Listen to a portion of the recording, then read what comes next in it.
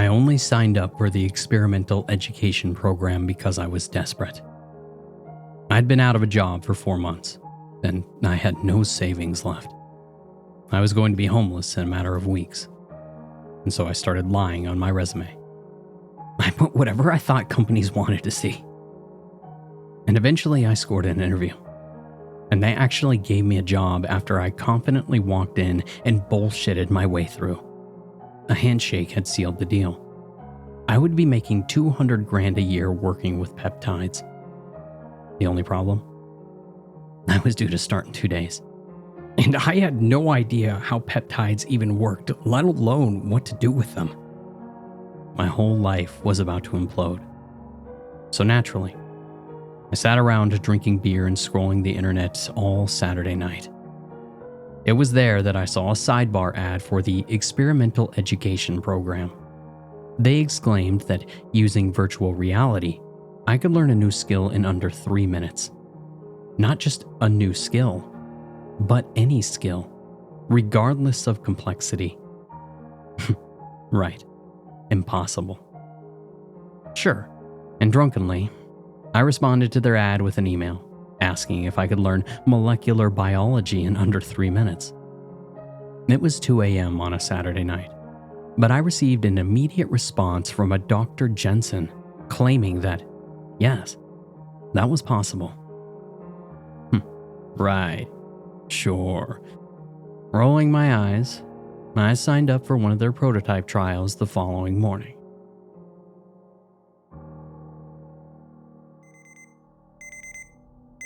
And I awoke hungover that Sunday morning to an alarm that my past self had set. And it read, "Learn molecular biology, 12:15. God, really? Well, I had nothing else to lose. I dragged myself out of bed, showered in a funk, and drove out to the offices of Experimental Education. Parking outside the nondescript office building near downtown, I remained ready to bolt at any first sign of a multi-level marketing scam. The parking lot was astoundingly solitary and lonely under the gray drizzling overcast, which I took paradoxically as a good sign.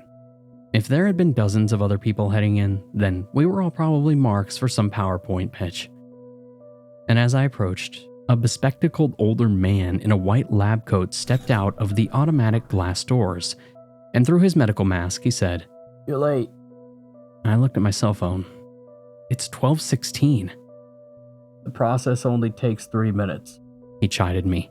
"That could have been a third of another appointment if we were fully booked." "Oh, shit.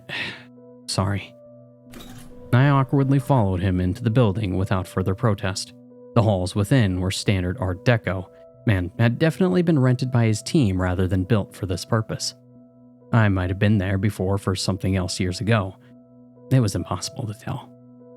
He showed me through the door, where an office full of medical equipment waited next to 2 inpatient nurses. They were both wearing masks, just like the doctor, but I was not. I reached in my pockets, pretending to look for a mask, but they ignored my attempt to save face. One nurse guided me to the central chair, while the others prepared a syringe of neon green liquid. It was the doctor himself who handed me a clipboard with several sheets of paper on it, and I briefly scanned it, noticing some medical terms and molecular biology written in cursive halfway. But he shoved a red pen in my hand, and I asked, "Is this the waiver?" "It's the contract," he said flatly. "You're already late. Please just sign it." Both nurses stopped and stared at me, and feeling intensely pressured, I awkwardly wrote my signature in red on the bottom and handed it back to him. He stashed the clipboard and then returned with a helmet that looked straight out of a science fiction B-movie. Confused by its colorful lights and exposed technical hardware, I asked, "Is that the virtual reality helmet?" As he slid it over my head, he said, "No Matrix jokes, please." My senses went back as the helmet covered my head, ears, and nose. Where are the controls?" And nobody answered me. Instead, I felt a jab in my arm. and I could only figure that the nurse was injecting me with the neon green liquid, but it was too late to ask why. A white light appeared in my vision, first as an intense dot, but then expanded into an all-encompassing flare that simultaneously numbed me and made me feel like I was rising out of my body. Heat needled every inch of me, and then I sat up. I was in a white-walled room only slightly bigger than my college dorm room back in the day. The bed underneath me was thin and uncomfortable. Had something gone wrong? Had they brought me somewhere else to recover? I shakily stood, finding myself clothed in a basic white shirt and basic white pants. Both were thin, like hospital gown material. A nearby sink was made of white porcelain, and I walked over to it. No mirror. I think that was what tipped me off.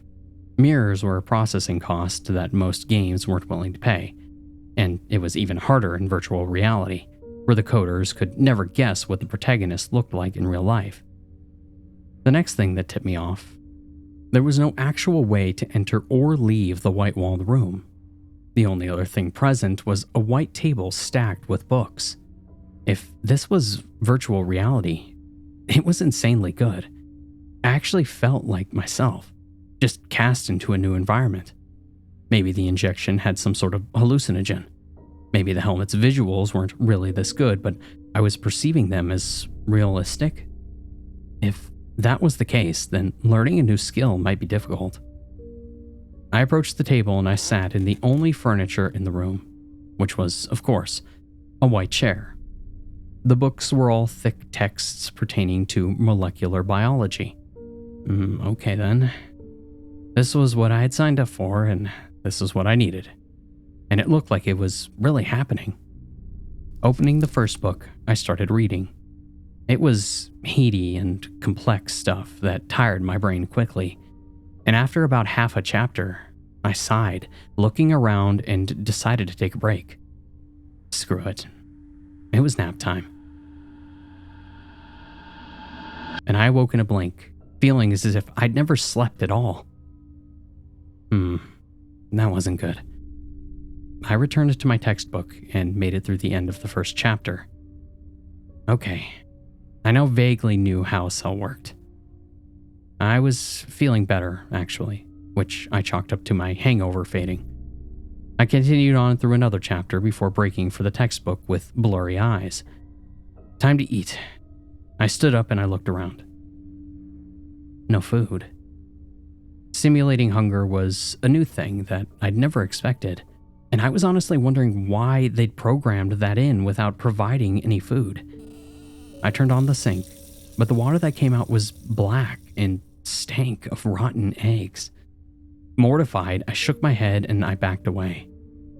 I reclined on the bed and slept again, but I woke up with a start, feeling like only a split second had passed. The only indicator that time had passed was the rotten egg smell had faded. And I was still hungry, as well as tired. As great as this simulation was, it was terrible in certain very fundamental ways. Maybe that was up for me to point out when I gave feedback. After all, this was a prototype. I returned to my textbooks, pushing through what learning I could, until my hunger, thirst, and tiredness became too distracting. They'd created something amazing here, and I was indeed learning molecular biology. But was I supposed to read this entire stack of textbooks while starving, parched, and sleep-deprived? I needed to do this for my job, and so I kept at it, forcing myself to focus. And I actually finished reading and understood the first entire textbook before the screaming inside my body became too overwhelming to continue. Maybe the information from the single textbook I read would be enough to fake my way through the Monday morning. I had to give up on this. Standing, I tried to speak, but instead I coughed. I hadn't spoken in how long, I couldn't tell. And after a few more coughs, I said weakly, "I'd like to leave now." And nothing happened. End the simulation. Still nothing. Okay, computer, freeze program. Nope. I shouted. Extends is paused! Just silence and white. The long shot quote had failed. My heart hammered painfully in my chest as I began to realize that there was no way out. I'd entered this experiment to learn molecular biology, and that was what I was going to have to do. As I sat and I forced myself to read, I started fearing a time limit. My body was slowly but surely getting weaker and shrinking from starvation. My hunger burned, making me aware of the very engine of life inside myself as it consumed calories. I wasn't dying, because this wasn't real, but the thirst was driving me mad. I turned on the sink a few times, desperate to drink the black water that stank of rotten eggs, but I couldn't make myself do it even in the darkest depths of my agony. Sleeping was pointless. I became a husk. And I sat, and I studied textbooks, and I flipped pages slowly with emaciated fingers. That was all I was, for what felt like months. It wasn't enough to read the textbooks.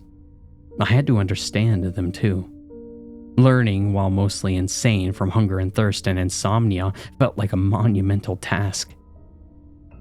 I was certain that I was never going to escape. The program would never end. This would be it for me. Forever. I spent an entire week screaming to no avail. I raged at the walls, clipping away at them, just uncovering more white plaster. I was perpetually dying, but never actually ceasing to exist. I broke the sink, and black rotten egg water spewed onto the floor and then down a hard-to-see white drain.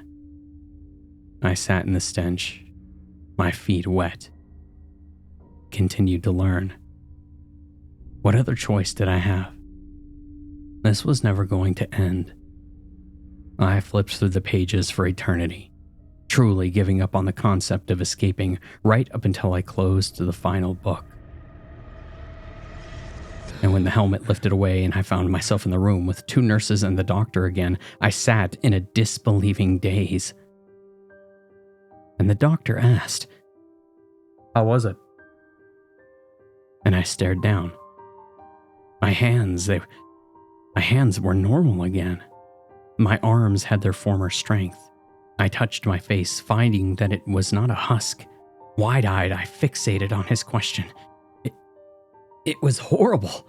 I was starving and thirsty and tired the entire time. And he nodded. That's a manifestation of the cost of thinking so rapidly. You just experienced 7 months of intense thought and learning in 3 minutes. He nodded at the empty syringe in the nurse's hand. That liquid we injected you with contained concentrated neurochemicals, electrolytes, vitamins, and the like. We were hoping it would lessen the pain involved. I grabbed his arm. It was the worst thing that I have ever been through. Yes. But you did learn molecular biology like you wanted. And thinking it through, I realized that I had. And that's a success. All that's left is refining the technology. I let go of his arm and grimaced apologetically. Rising shakily, I wandered for the door. They didn't even lead me towards the front of the building. The 3 just went about their business, readying the room for their next subject. I wasn't even sure how I got home. I just lay there all evening and all night, staring at the ceiling as intense trauma rushed around the edges of my awareness. And when my alarm went off to wake me for the first day of work, I was still lying there, with open eyes. But I did know molecular biology. I was already dressed. I just dragged myself up, drove to the new office, and floated through my first day on my job. They gave me some training and I actually understood the science. what I didn't understand was how experimental education's technology was even possible. The naive young version of me that had gone into that machine would never have questioned the fundamental technologies at play, but they just forcefully taught me everything that I needed to know. And all day long, instead of doing my job, I thought about just how powerful that neon green liquid would have to be to do what they had claimed. The brain was the most expensive engine in the human body, and running it for 7 months would require far more than a syringe, no matter how densely packed the contents. And that night, I remained awake, still staring at the ceiling. I hadn't slept in 7 months, so closing my eyes and trying to do it felt unnatural. The nightmare that I'd gone through felt simultaneously like an eternity and a mere instant. I just kept coming back to the same question. How? I tried to ignore that persistent question, and I did manage to take some fitful naps filled with flashback sensations to that white-walled room. But I only made it 2 more days before I couldn't take it any longer. And that Wednesday night, I drove back to the office long after it had closed. The front door was locked, but the signs of experimental education were still up. Returning to my car and fetching a tire iron and a bag, I carefully crept around the corner, along the shadowed side of the building, and toward the back. And there, in the darkest and quietest corner of the alley, I found a low window that would serve. Was I really going to do this? But I had to know. Then the tire iron shattered the window with just a light tap. And I winced. Somewhere a dog barked and I waited. But nobody human seemed to have noticed the sound of falling glass. Steeling my resolve, I carefully lowered myself into the basement. And in the dark, I felt my way past stacked chairs, tables, and other generic office equipment. Nearing the dim light of the stairwell, I felt something soft, warm, and wet. It was fabric, but it was a person. He groaned and I hurriedly backed up. Standing in the dark, I waited, terrified. I was busted for sure. Someone had found me. Right? And when he didn't say anything, I sensed that something was wrong in a very different way than I'd expected. And moving further, I found a light switch, and then turned around to look. A tan-skinned man of vaguely Middle Eastern appearance was hanging by both his arms from thick chains embedded in the ceiling. He was wearing a black business suit that had been sullied by assault, and long trails of blood, both dried and fresh, ran from his head, ears, and neck. It was immediately obvious that someone had beaten this man half to death and chained him here in the basement of this office building, but knowing that only made me even more frightened. And he blinked awake, and his eyes settled on me. I would have expected him to seem hopeful, but his gaze held only defeated apathy. Noticing his silence, I moved forward and pulled a bald cloth from inside his mouth, and he spit blood, and then looked at me with sullen askance. And then I prompted him, do you need some help? I couldn't place his accent. He just simply said, "Release me." "Yes, of course," I said quickly. "I'll go to get help." "No," he responded warily. I'm sorry, what? You don't want me to go get the police?" "You will have to make the choice to release me yourself." And I hesitated. What the hell does that even mean? And of all of the responses that he could have given, I didn't expect a laugh. His tired snicker echoed throughout the basement, setting me on edge. There was something very, very wrong here. Something very, very wrong with him. I had no idea what his relation was to experimental education, if he even had one, but I backed away with an increasing urge to run. and he just stared at me, never blinking. I found the stairwell and I stumbled my way up, keeping my eyes on him as long as I could, and when I finally closed the stairwell door quietly behind me, a palpable primal fear drained out of me. Something about the chained man had frightened me in a way that was deeper than logic, and deeper than mere emotion. After I was done here, I was going to call the police, and I was never going near him again. I moved through the dark hallways lit by red exit signs until I found the room that I remembered.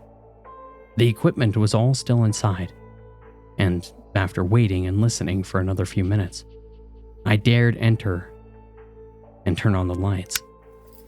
And quickly I moved to the biohazard container. A whole pile of used syringes lay within, and I could see neon green glimmering in most of them. I picked out a handful and threw them in my bag. I could take them to someone for analysis later.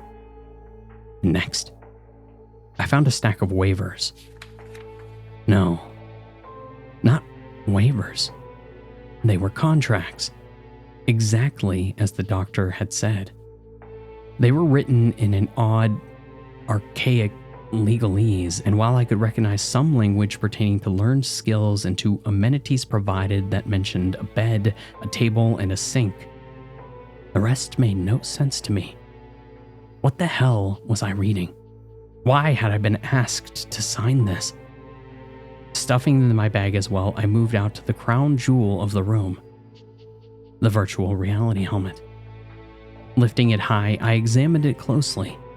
I looked for cords, but there were none.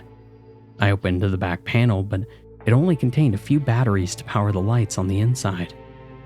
Prying at the bit of the outer hardware, I propped off some pieces that looked like computer chips. And they weren't connected to anything.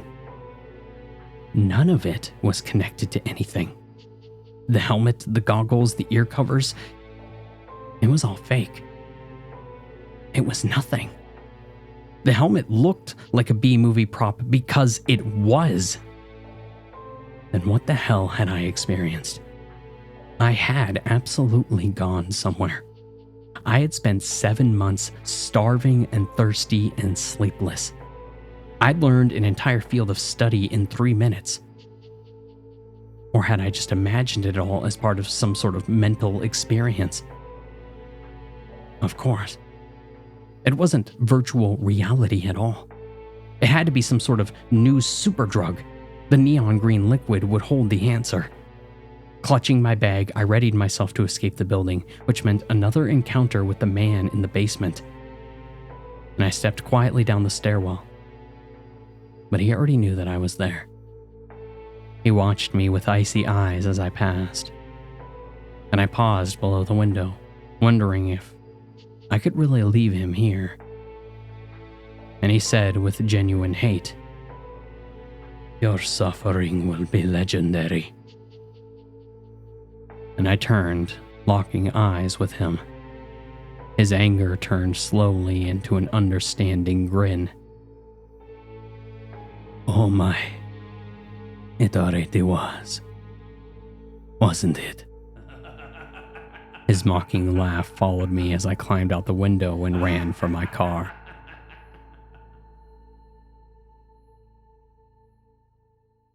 And I didn't call the police.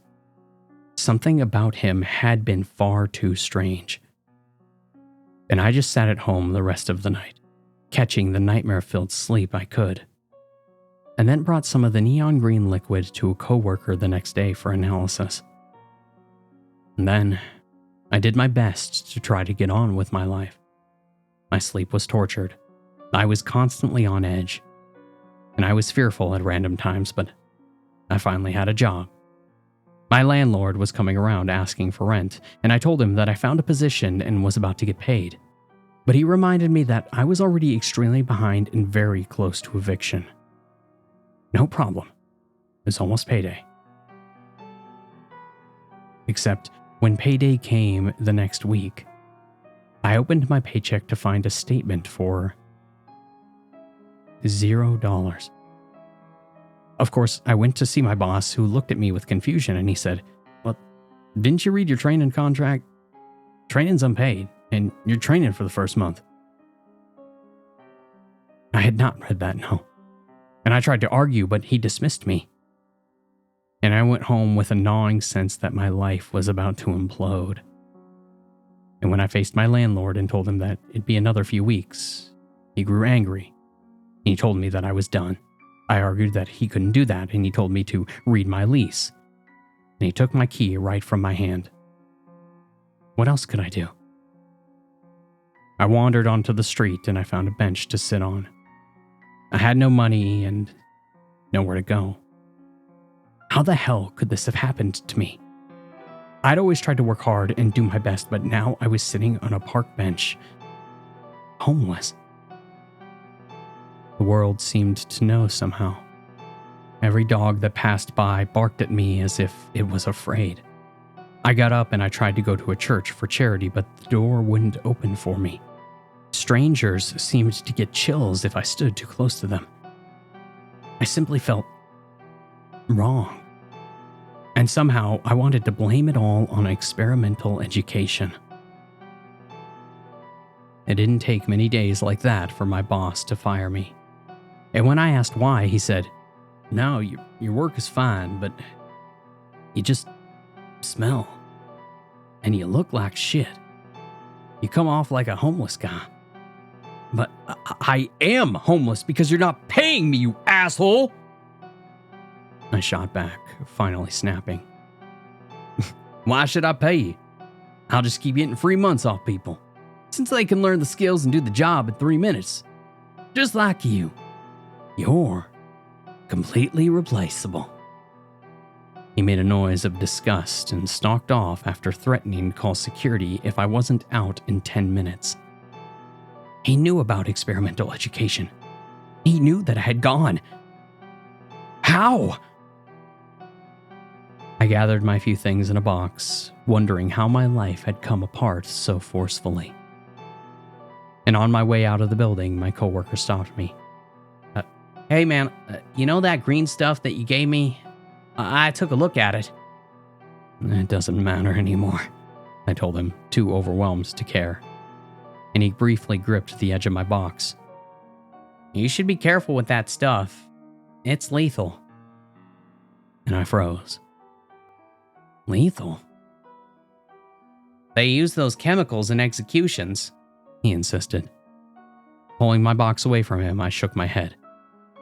I was injected with that stuff and I'm still alive." "No way. This stuff induces brain death almost immediately. You need to have a counter injection in like 3 minutes or less, or you're not coming back." Wait. 3 minutes?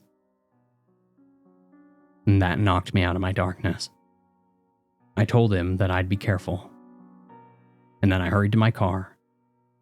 Something was snapping into place for me. Experimental education hadn't been using virtual reality at all. The truth was far darker and more twisted than I could have ever guessed. And I drove back to their office building and waited until I saw the doctor and nurses leave. The back window had been hastily patched with wood, but I removed it with my tire iron and then I slipped inside. The strange and frightening man was still chained within. His head was leaking fresh blood from a recent wound, and he was smiling as I approached. I held my contract in my hand. I read it. "Good," he said with a grin. "And what did you learn?"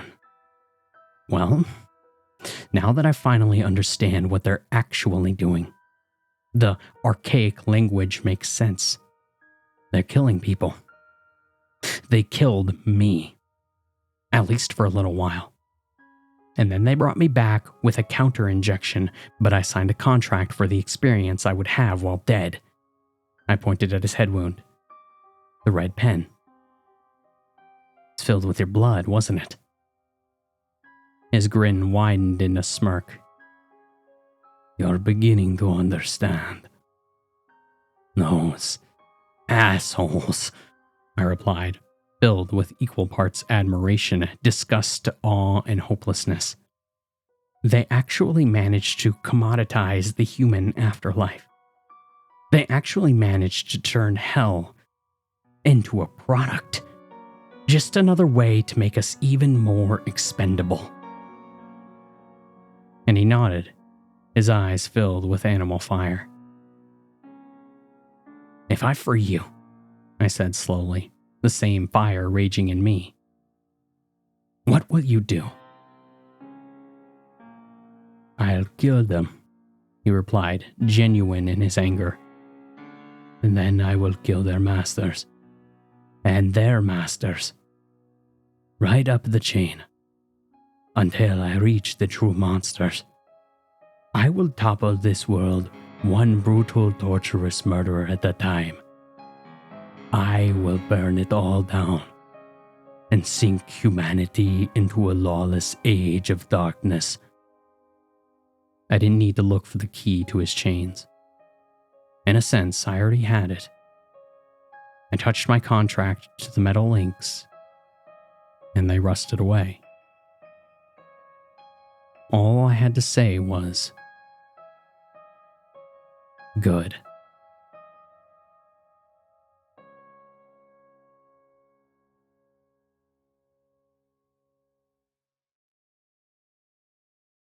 Rachel combed back her auburn hair. Mom had told her to look nice for Grandpa's arrival. And then she sat in a recliner in the front room, thinking. Grandpa had been living in Tampa Bay, Florida, until recently. Grandma had lived with him in a rest home until a year ago when she died of a stroke. Rachel remembered flying down for the funeral. Grandpa had seemed okay. But recently the home had called, saying that Grandpa had been acting strangely. They said that he should live with his family for a while. Rachel couldn't help feeling strange. She walked to the family room and picked up her bunny, Bud. And she walked around, holding him. Just as she was about to get him a carrot, the doorbell rang 5 times, and Rachel hurriedly put down Bud and ran to the door. She wished that she hadn't hurried, and when she opened the door, a little man stood there. He was leaning on a big cane, and his dark, beady eyes seemed to penetrate her body. And then she recognized him. Grandpa? She said quietly. It's me, Rachel. He reached out for Rachel's hand, and Rachel bit her lip and reached for a handshake. She let go a tiny squeal when she felt how strong the little man was. Rachel couldn't eat her dinner. She kept noticing how Grandpa kept looking at Bud in his cage, watching his every move. Rachel was startled when he spoke, looking directly at her. During the Depression, he said quietly, my wife and I used to raise bunnies. Big fat ones. Like that. He pointed a finger at Bud. Killed them all with a knife. Used to make good bunny stew. And Rachel shuddered and left the room.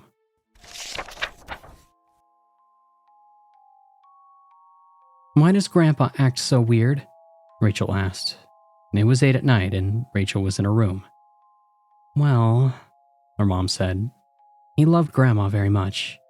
And when she died, I guess he missed her. And well, it affected his mind. Was all Rachel could say about that. Well, tomorrow at school it's going to be so much fun. My teacher, Mrs. Crony, is bringing my costume tomorrow for the Easter play. I'm going to be the Easter Bunny. The next morning, Rachel was making herself a sandwich for lunch when Grandpa walked into the kitchen.